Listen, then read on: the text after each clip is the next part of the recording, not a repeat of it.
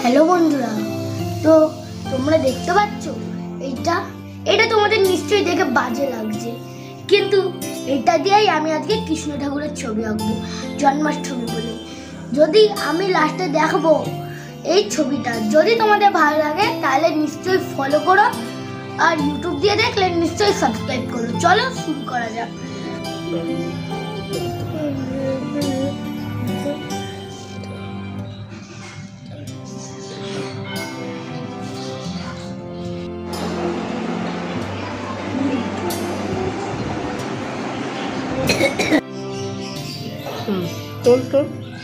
আমার ছবিটা ভালো লেগেছে তোমাদের?